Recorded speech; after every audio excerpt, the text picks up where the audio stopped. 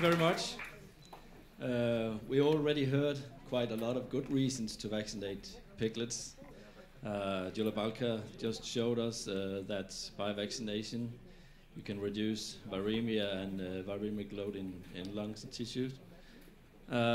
We also heard from Poul Rathkjen that by vaccination you can reduce the shedding of the virus, and which is a really important part to control PRRS, as Enrique Mateo showed us.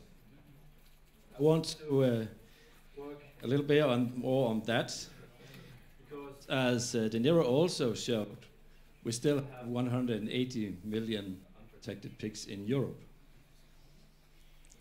And, as he also stated before, these unprotected piglets, we believe it also means that we have a lot of unprotected herds. We are all very familiar with the problems in the south. That's normally what we see. We always hear a lot of about the dramatic effects when we have PRRS infection in south. That's normally also what we address with our vaccines. You want to change it?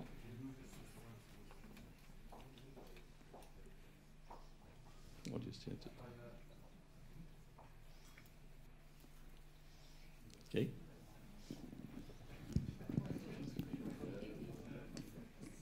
Okay. Is that better? Yeah. Good. I have something to hold on to. Right. So we're very familiar with the symptoms in the south. That's normally what we see when PRRS appears on a farm. But what about the piglets?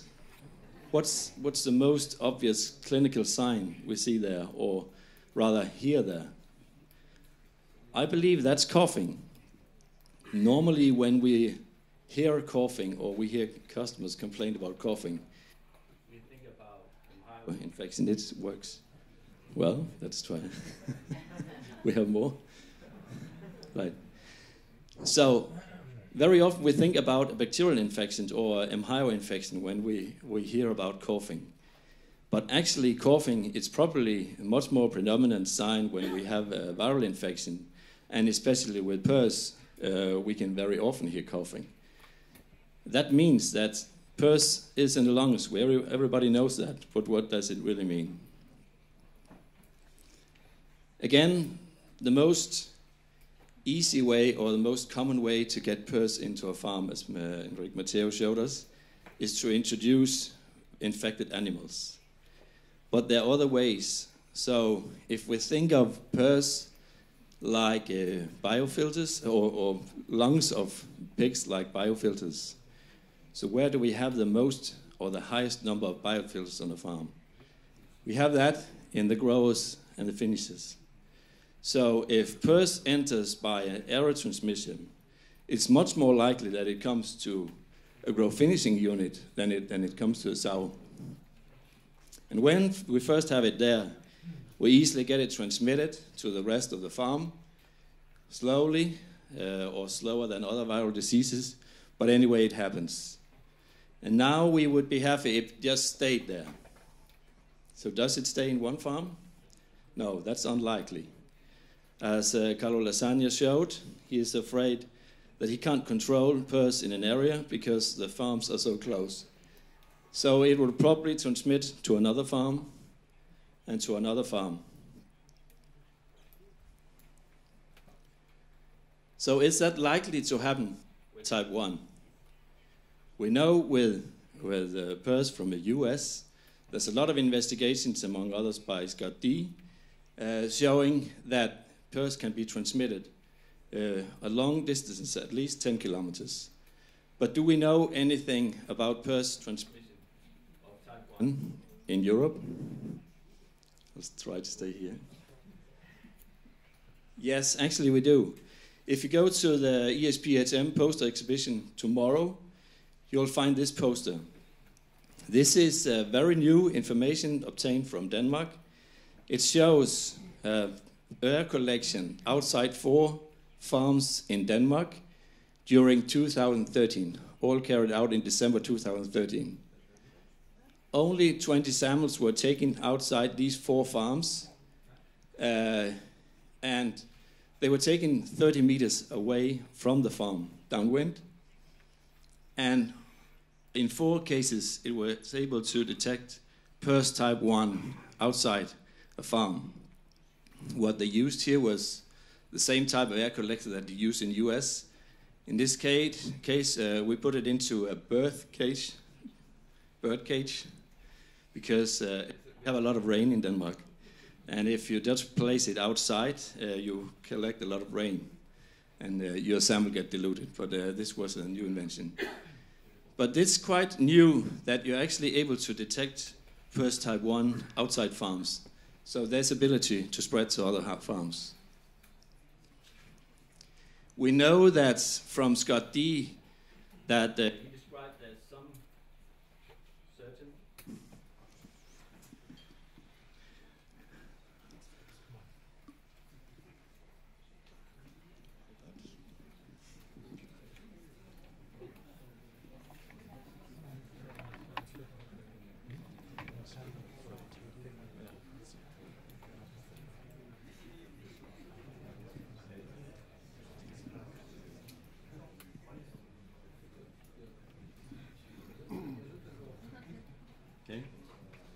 better? Try a new version. At least it gives me a lot of time.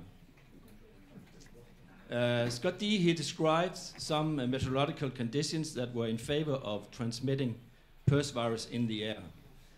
And this was condition where you have temperatures around 0, between minus 2.6 and up to 4.8 degrees. The humidity around 80%, relatively high pressure, and low wind speed and gusts. From the Danish samples that were positive, when we looked at the meteorological conditions, they were actually found at higher temperatures, also higher humidity and higher pressures, and with lower wind speed, both lower and higher wind speeds and other gusts. So you could say, okay, is that anything new? These weather conditions, they are quite common in Denmark. But I think also if we look at the rest of Europe, these are weather conditions that a big part of the year, we have that all around Europe. In Denmark, that would probably be more or less half of the year. In the wintertime, we have these conditions. And even also sometimes in the summertime, during the night, we can have this. So it's very likely that we can actually have spread of PRRS by the air also in Europe. So are growing pigs a risk factor when we're looking at this? I believe they are. Also again, if you go to the poster exhibition tomorrow, you can see this one. It's a poster showing an exposure dynamic study that was done in 44 farms across Europe. 13 different countries was involved. And it was looking at PRRS infection, so antibodies and virus at different stages of growth finishing period, from weaning until mid-finish. It was done in different types of production, and most of the samples were taken. It showed up to be unstable farms, obviously, because we found a lot of virus. The study was carried out by taking 20 blood samples just right after weaning, 20 blood samples at the end of the nursery, and 20 blood samples at the end of finishing period. I only show here the PCR results, but you can see that 30% of the piglets already, or the herds were already infected at weaning, but the major part of the pigs were viremic at the end of the nursery stage. So we have the highest circulation of PRRS in the mid or the end of the nursery. So that means when you are after the acute outbreak in a sow farm, where you have the vertical transmission, probably the most of the virus you find in farms or around farms, they came from the pigs in the nursery and the finishing.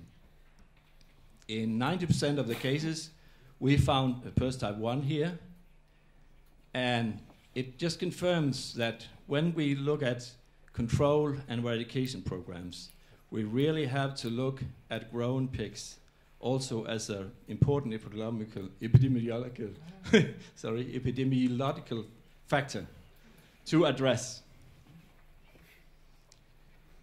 We know that grown pigs, they represent not only the majority of infected piglets, but by that they also represent the biggest threat to other herds and barns and animals, not only inside the herd, but also outside for other herds.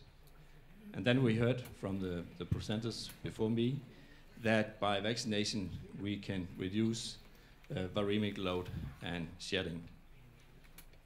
So now the question is, do we have a tool that can help by addressing these problems? The answer is yes. Right. You already heard that. We have a Persflex piglet vaccine that are able to reduce respiratory clinical signs. It might not be really new, would you think, but it's actually the first time we have a vaccine with that claim on the label, able to reduce respiratory clinical signs. That means less coughing. It's able to reduce viral load in blood tissue and lungs. And for the pig itself, it also reduces lung lesions. So it makes it feel better. And on top of that, for the production, you get a reduction in the negative effects on average daily weight gain. So again, back to why would we want to vaccinate piglets? Because we're sure that if you protect piglets, you're really on a good path to protect the herds. Thank you. Thank you.